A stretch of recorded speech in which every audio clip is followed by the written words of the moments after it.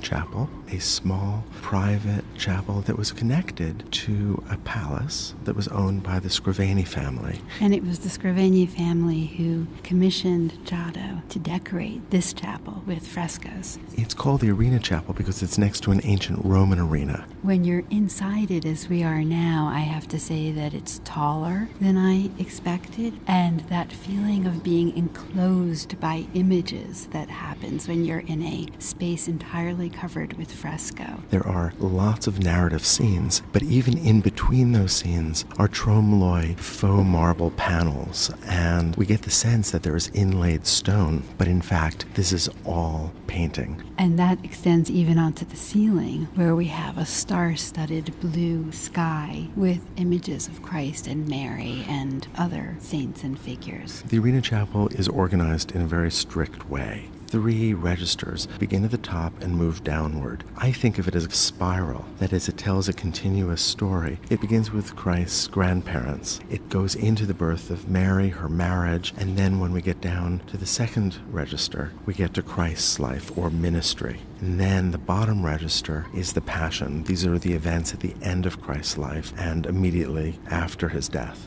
Now, all of this is thanks to, strangely, it might seem to us today, a sin, the sin of usury that weighed heavily on the conscience of Enrico Scrovegni, whose palace was next door and who owned this land and built this chapel and hired Giotto. His father was a usurer. Enrico himself was a usurer. So what this means is he charged interest. Just like when you borrow money from a bank, you're charged interest. When you put money on a credit card, you're charged interest. And so in a very Catholic environment, being a banker made you a lot of money, but it also, in your belief system, would send you to hell. And Dante, the great late medieval poet, in his most famous poem, The Divine Comedy, singles out Scrovegni's father for one of the more treacherous parts of hell. So Enrico was really worried, and for this reason, he did, in Catholic belief system, a good work. He built this chapel. This was his way of atoning for the sin of usury, hoping that this would help his soul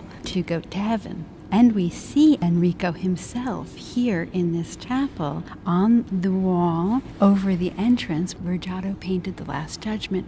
We see Enrico kneeling, handing the chapel over to the 3 Marys, the Virgin Mary in the middle. Notice where Enrico has put himself. He's on the side of the blessed. In the Last Judgment, we see Christ at the very top, and the damned are on Christ's left, and the blessed are on Christ's right, and that's where we find Enrico. And the impetus for the entire cycle can be seen at the apex of the triumphal arch on the opposite wall, with God, who calls Gabriel to his side, telling him to go to the Virgin Mary and announce to her that she will bear humanity's Savior, that she will bear Christ. Interestingly, when Giotto painted God, he inserted a panel painting, so that is not fresco. It's interesting that he chose to paint it in a style that was more conservative, less earthly than the style that we see in the frescoes. But just to go back to that wall, we begin to see the illusionism that we see throughout the cycles. If we look to Mary and the angel, Giotto has created an architectural space for each of them. These are not panel paintings with